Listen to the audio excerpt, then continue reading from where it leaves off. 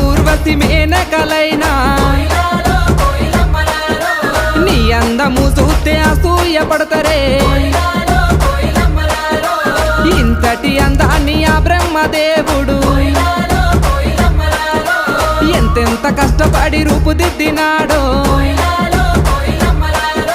దివిలోన నీ ఉంటే దేవుళ్ళు కూడా నిన్ను చూసి ఆగరాని కిందికే పంపనేమో మల్లె చెట్టు కింద కూస్తున్నా మనసైనా ఓ ముద్దుకుమ్మా లంగవోని వేసుకొని దొంగ చూపు చూసుకుంటా నా